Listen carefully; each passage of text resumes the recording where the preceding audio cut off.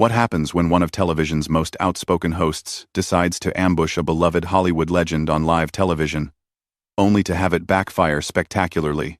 Today we're diving into the explosive confrontation that left Joy Behar scrambling to regain control of her own show, while Johnny Depp delivered some of the most devastating responses ever captured on daytime TV. If you want to see how a seasoned actor can completely dismantle a talk show host's credibility in real time, you need to stick around for this entire breakdown. Make sure to subscribe and drop a comment letting me know what you think about how this all went down. The View had been struggling with ratings for months, and the producers were desperate for a viral moment that would get people talking. When Johnny Depp's publicist reached out about a potential appearance to discuss his latest film project, Joy Behar saw her opportunity. She had been vocal about her opinions regarding Depp's personal controversies in the past, and she was convinced that a confrontational interview would be exactly what the show needed to generate buzz. What the producers didn't realize was that Behar had gone completely off script. The planned interview was supposed to focus on Depp's return to filmmaking and his creative process. But Behar had other plans. She had spent the previous night preparing what she believed would be a series of gotcha questions that would catch Depp off guard and create the kind of dramatic television moment that would trend on social media for weeks. As Depp walked onto the set that morning, the audience erupted in applause. He looked relaxed and genuinely pleased to be there, waving to fans and taking a moment to acknowledge the warm reception. His charm was immediately apparent, and even some of the crew members who had been skeptical about his appearance were won over by his gracious demeanor. Behar, however, was practically vibrating with anticipation. She had that look in her eyes that longtime viewers of The View would recognize. The same expression she got whenever she was about to launch into one of her infamous rants. The other co-hosts seemed uncomfortable, exchanging glances that suggested they might not have been fully briefed on what Behar was planning. As Depp settled into his chair, Behar wasted no time with pleasantries. The moment the cameras rolled, she leaned forward with what can only be described as predatory intensity and said, "Johnny, let's be honest here. You've had quite the fall from grace, haven't you? I mean, from beloved pirate to Hollywood pariah? That's quite a journey." The audience audibly gasped. This was not the introduction anyone had expected, and Depp's publicist immediately looked toward the producers with alarm. But Depp himself remained completely calm, a slight smile playing at the corners of his mouth as if he had anticipated exactly this kind of ambush. "Well, Joy," Depp replied, his voice measured and controlled. "I think that's an interesting way to welcome a guest to your show. I was under the impression we were here to discuss filmmaking, but it seems you have a different agenda entirely." Behar pressed on, seemingly encouraged by what she interpreted as Depp's defensive response. "Come on. You can't seriously expect us to just ignore the elephant in the room. Your reputation is in tatters, your career is basically over, and yet here you are trying to make some kind of comeback.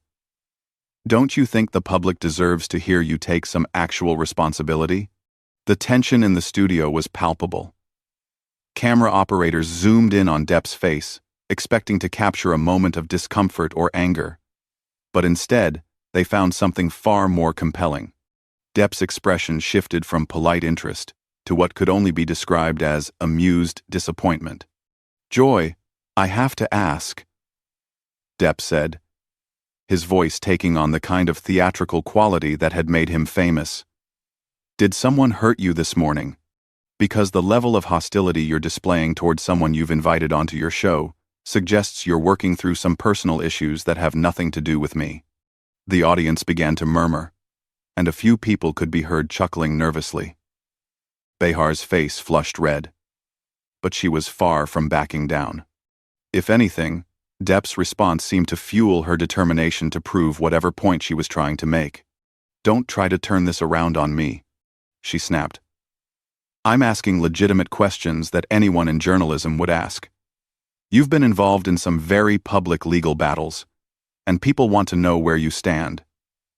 Depp leaned back in his chair, completely relaxed, and said, "Joy, I've been in this business for over 3 decades.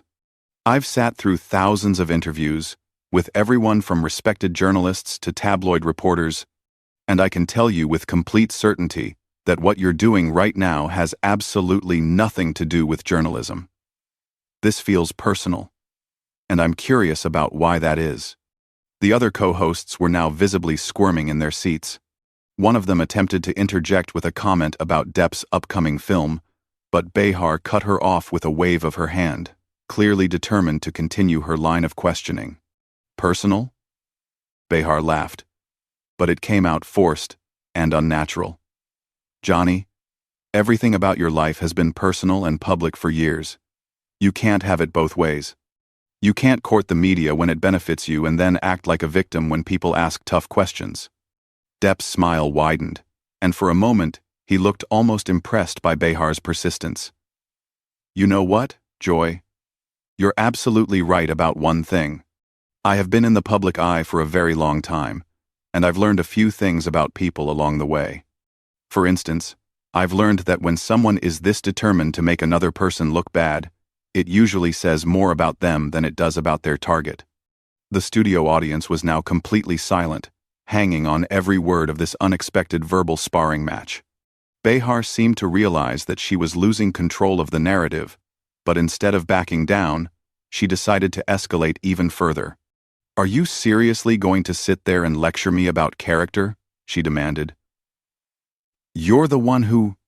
But before she could finish her sentence, Depp held up his hand in a gesture that was both polite and commanding. Joy, I'm going to stop you right there, because I think we've reached the point where you need to make a decision about what kind of show you want to run here. The silence that followed Depp's statement was deafening. Even the camera crew seemed frozen, unsure whether they were witnessing great television or a complete disaster. Behar's mouth opened and closed like she was trying to find words that simply wouldn't come, and for the first time since the interview began, she looked genuinely uncertain about how to proceed. Depp continued, his voice remaining calm, but gaining an edge that suggested he was done playing defense. You see, Joy, you invited me here under the pretense of discussing my work, but what you really wanted was to create a moment.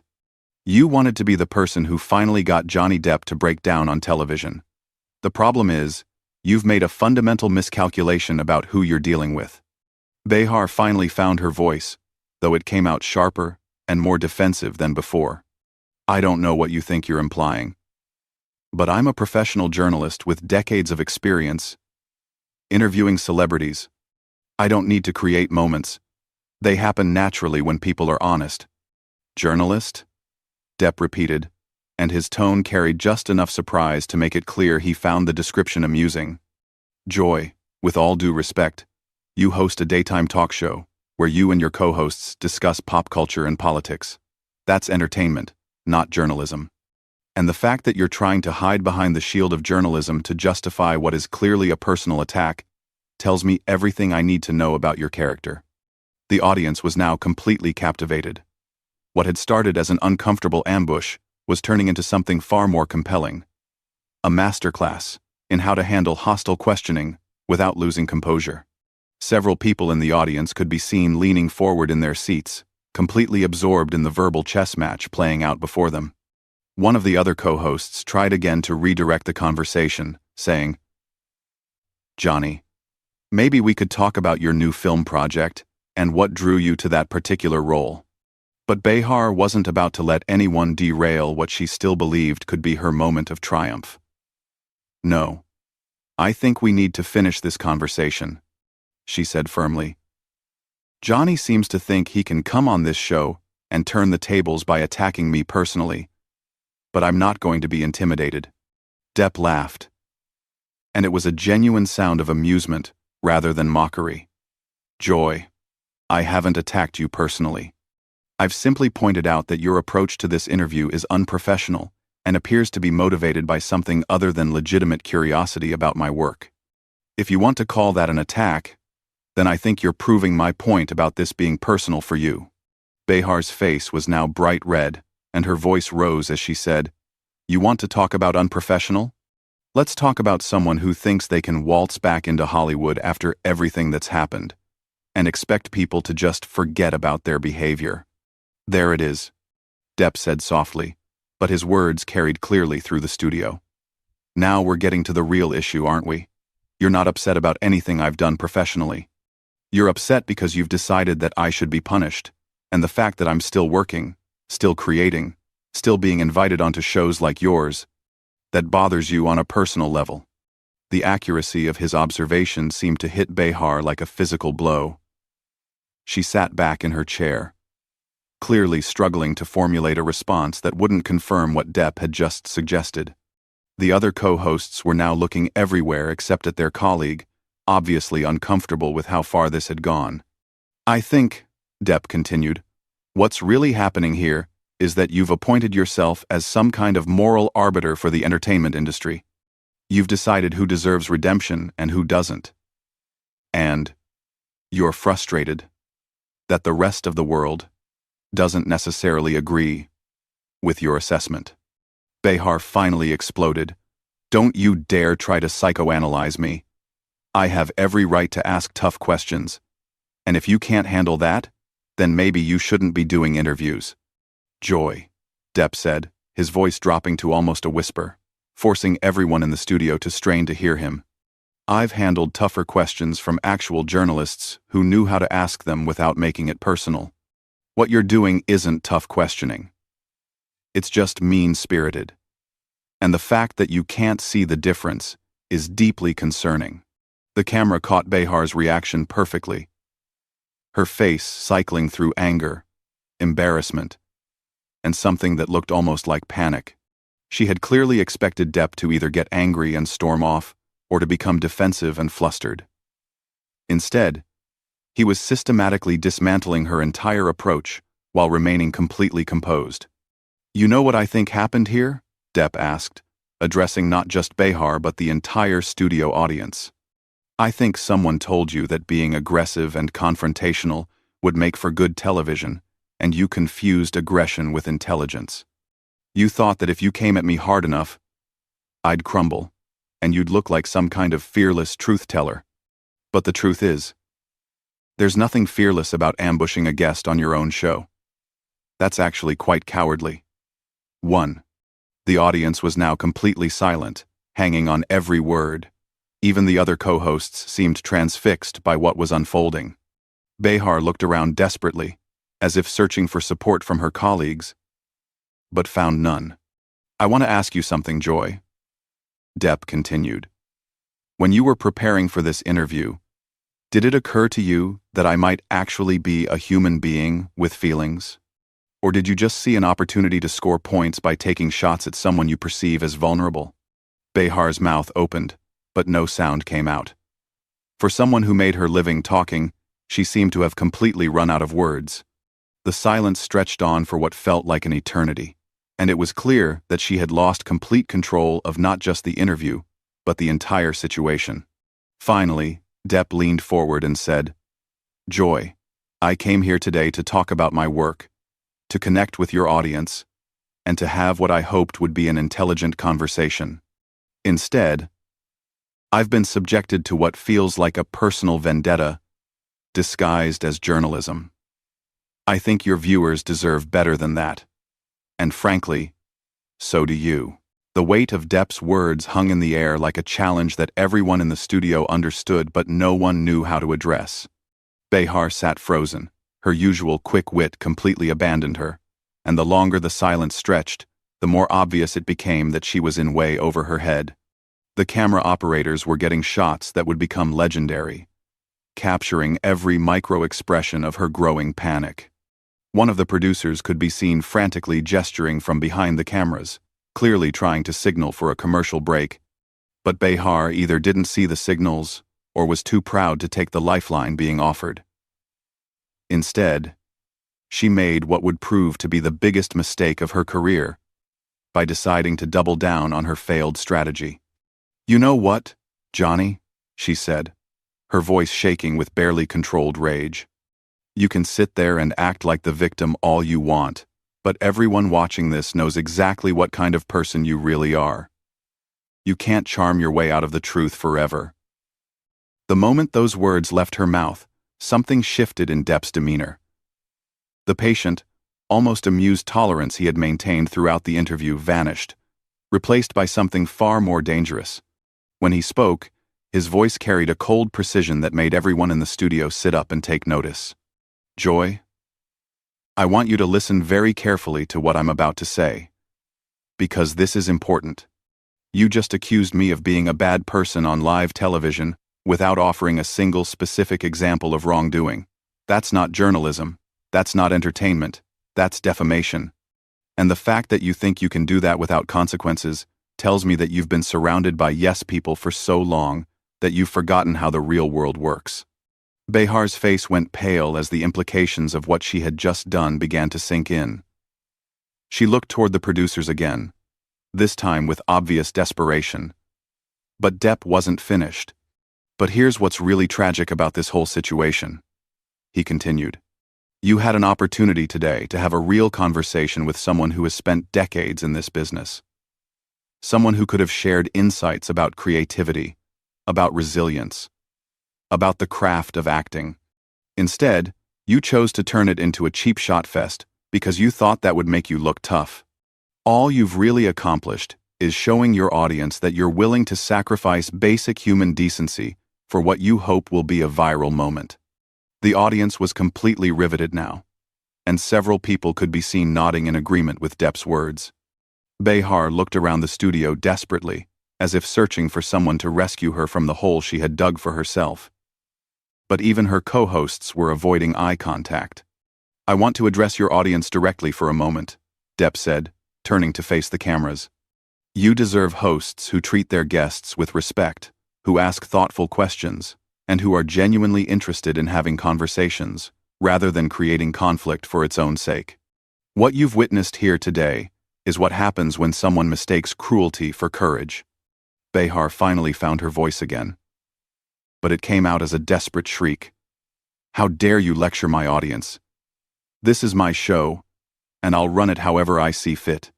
"Actually, Joy," Depp replied with devastating calmness, "I think you'll find that this is the network's show, and the sponsor's show, and ultimately, the viewer's show. You're just temporarily in charge of it, and based on what I've seen today, I suspect that arrangement might not last much longer." The look of horror that crossed Behar's face suggested that Depp's words had hit far too close to home. The rumors about declining ratings and advertiser concerns were apparently well-founded, and his casual mention of her potentially tenuous position clearly struck a nerve. "I think," Depp continued, "what we have here is someone who has become so comfortable with being mean that they've forgotten how to be anything else. You've built your career on being the person who says what others won't. But somewhere along the way, you confused being honest with being cruel. And now, when faced with someone who won't be intimidated by your tactics, you don't know what to do." Behar stood up abruptly, her chair rolling backward with such force that it nearly knocked over one of the stage lights. She shouted, "I don't have to sit here and listen to this." "Actually," Depp said, remaining perfectly seated and composed, "you invited me here. So yes, you do have to sit here and listen to this. Unless, of course, you want to walk off your own show, which I suppose would be one way to handle the situation." The challenge in his voice was unmistakable, and Behar seemed to realize that she was trapped. If she walked away, she would look weak and unprofessional. If she stayed, she would have to continue enduring what was essentially a public dismantling of her credibility. Either choice would be humiliating, but walking away would be admitting defeat. She sat back down heavily, but her attempt to regain control was pathetic to watch. "We're going to take a commercial break," she announced, her voice barely steady. "No," Depp said firmly. "We're going to finish this conversation first." The power dynamic had shifted so completely that even Behar's own crew seemed to be taking orders from Depp now. Nobody moved to cut to commercial, and the cameras kept rolling as he delivered what would become the most quoted lines of his entire career. "Joy, I want you to remember this moment," he said, his voice carrying the kind of theatrical weight that had made him one of the most respected actors of his generation. I want you to remember what it feels like to realize that your cruelty has consequences. Because someday, when you're wondering why people stopped taking you seriously, why your show got canceled, why your friends stopped returning your calls, you'll think back to today and understand that it all started with your decision to be needlessly cruel to someone who came here in good faith. Behar finally cracked completely. Tears started streaming down her face as she shouted, "Cut the cameras! Cut them now! This interview is over." But the damage was already done.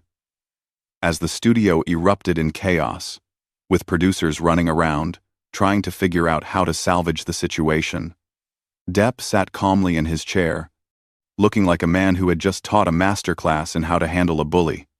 The footage would be online within hours, and by the end of the day, Joy Behar's name would be trending worldwide for all the wrong reasons. The irony was perfect. In trying to destroy Johnny Depp's reputation, Joy Behar had instead destroyed her own credibility so thoroughly that she would never fully recover from it. And all because she had forgotten the most basic rule of television: if you're going to try to take down a master performer, you better make sure you're prepared for them to perform right back. What did you think about how Johnny Depp completely dismantled Joy Behar's attempt to ambush him? Did she get what she deserved? Or did he go too far in his response? Drop a comment below and let me know your thoughts. And don't forget to subscribe for more breakdowns of the most explosive moments in entertainment history.